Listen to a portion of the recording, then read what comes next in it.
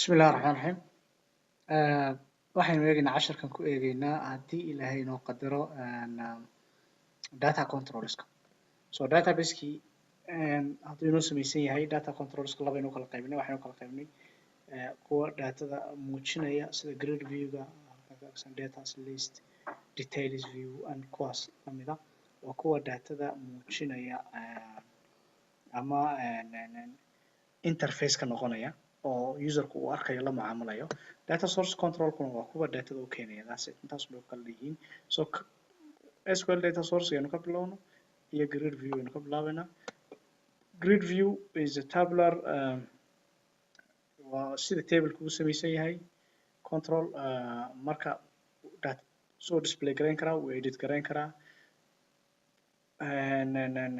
kan laakiin insertion ma isticmaali karo isaga so inta badan waxaan isticmaalaynaa waliba especially for display marka table-kan aynu ku xidhno table-kii student-ga ardadii haynoo soo haynoo keeno hayna tuso so waxaynu u baahannahay kan isagu iskii ulama xidhiidhi karo waxaynu nidhi database-ka lama xidhiidhi karo waxaynu u baahannahay data source control so SQL data source control aan ka bilowno SQL data source control wuxuu inooga baahan yahay marka SQL data source control markaan keenay database-kan la xiriiraya halku yaala file-ka magaciisa table-ka magaciisa detail-ka isiya buu leeyahay taasna waa configuration marka configure data source ku dhufta configure waxaad ka helaysaan halkan aad ka helaysaan ama waxaad odhan karnaa properties haddaan tagno we can get configure waynu heli karnaa marka intaasoo meelood halkan lafteeda intaynu dhahno data source-ga qaado SQL data source and then we can say configure the data source siyaabo badan baynu geli karnaa halkan aynu ka galna marka isaga configure aynu dhahno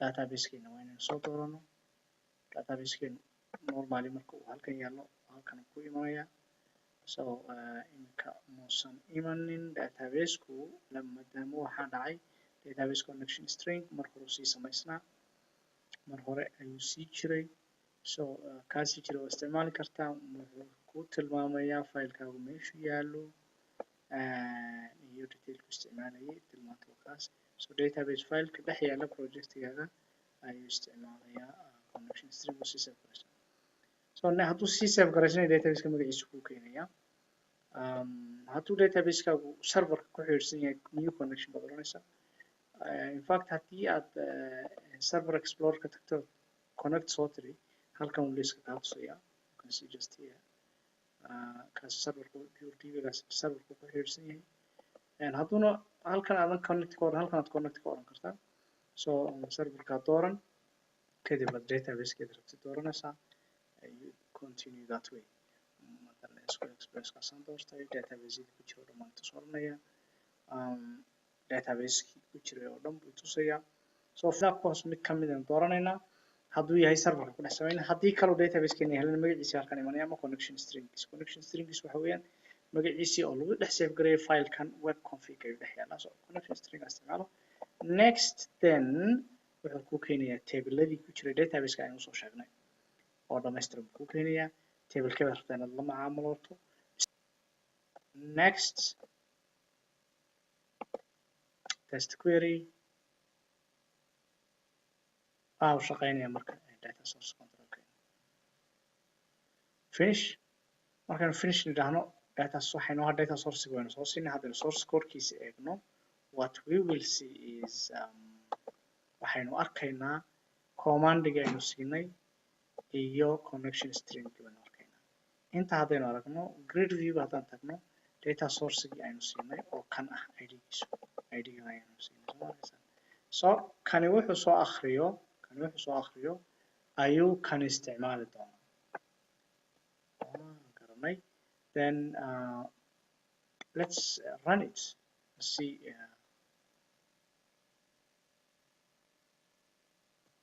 database-ka offline buu leeyahay application-ka offline buu leeyahay so let me go back and see if I'm offline markuu idinka noqdo find a file which says offline.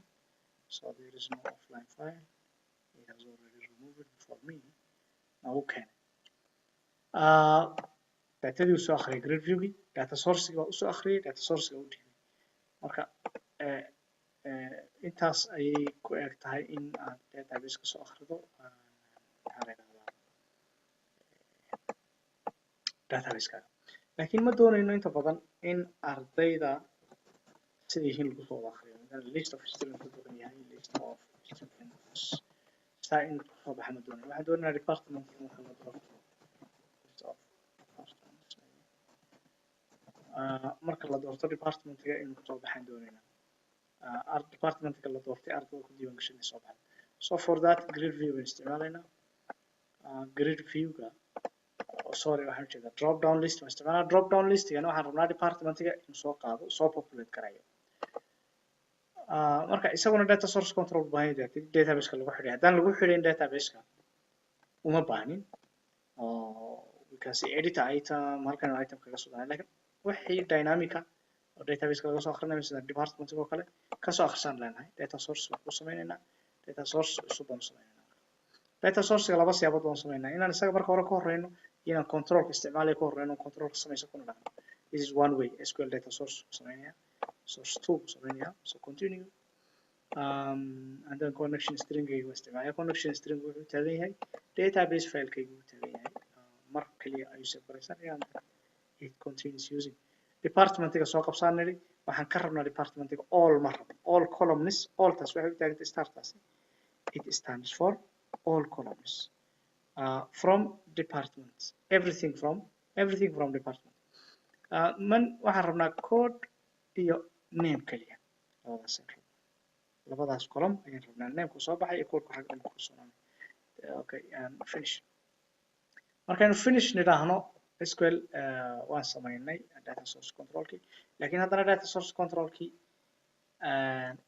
waxaynu niri grid balkii drop down list-ga aynu weydiinay wuxuu leeyahay data source control-kan wuxuu ii keenay table la yiraahdo department oo laba column wata code iyo name.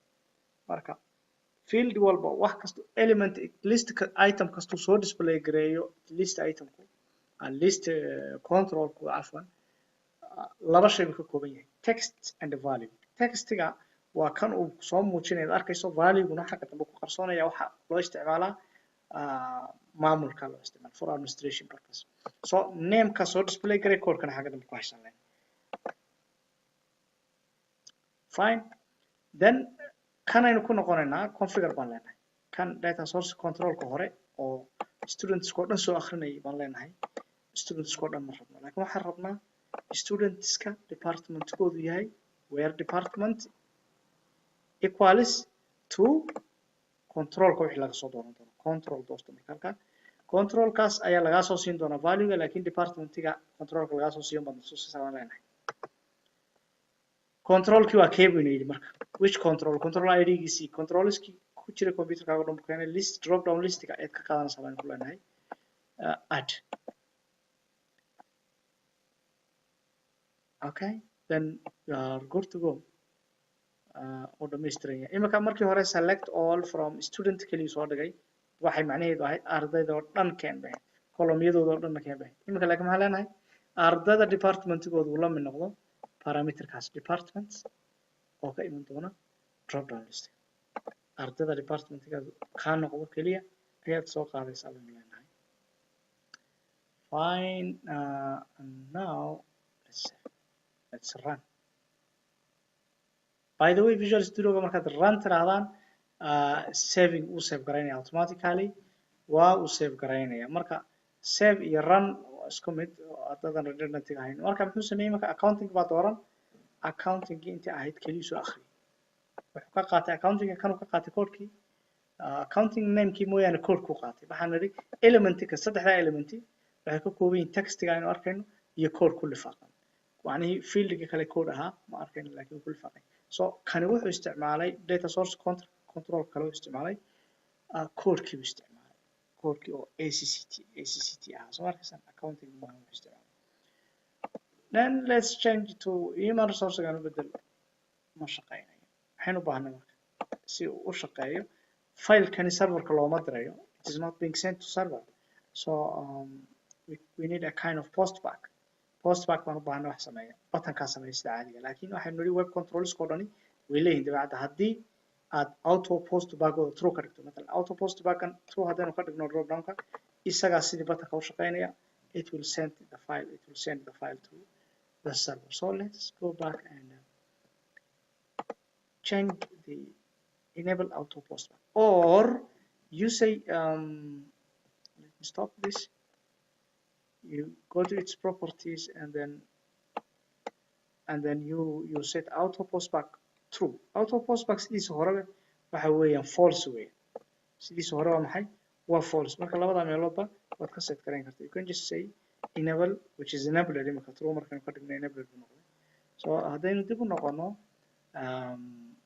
department markaynu bedelo drop down listiga waa inay isbedelo yes HRM hal ardayga ku jira oo keenay information communication wuu keenay yes now it's acting like the button it's acting like a button so it's submitting back the file back to the server yahay intaas ayaynu ku koobaynaa SQL data source control so SQL data source control is a direct access I mean direct connection isticmaal I mean direct data access waxaynu u kala qaybinay disconnected data access iyo direct data access so this is the kind of control which uses the methodology of direct data access it always connects on the spot when we refresh our page it again connects to the web server I mean to the SQL server again it connects it continues you know when if we go to a human resource then doorano department wuxuu tagaya serverka ka soo akrinaya information communication serverka uu tagaya so the trip continues tripka uu wadaya so this is direct data access control kan marka waxaynu u baahanahay controls kale inaynu eegno direct marka waxaynu ku xidhi karnaa list sidaynu aragno waxaan ku xidhnaa data control iyo list controls oo dhan waan ku wada xidhi karnaa data controls oo dhan waynu ku wada xidhi karnaa as you can see the grid view gaaga waad bedeli kartaa you can say you can make you know changes waad ku samayn kartaan waad qurxin kartaan styles buu leeyahay oo imika aynu bootstrap isticmaali doono it's not much of necessity uma sii baahnin laakiin just to know waxbaad ka bedeli kartaan you can enable paging hadduu waxaas soo display garaynaya oo badan yahay ardaydu badan yihiin waxaad page baad samayn kartaa pages ku samaynaya marka 1 2 3 pages ku soo saaray marka fara badan sorting baan hadana samayn karnaayo sorting marka matalan let's test this sorting marka aynu saarno kadib what will happen the sorting waxa weeyaan in uu ku habeeyo by first name you know sort these students by last name by department so this is it I mean you can sort it you can make paging anything so for you to know intaasan kusoo koobaynaa direct data si waynu aragnay all controls can be configured this way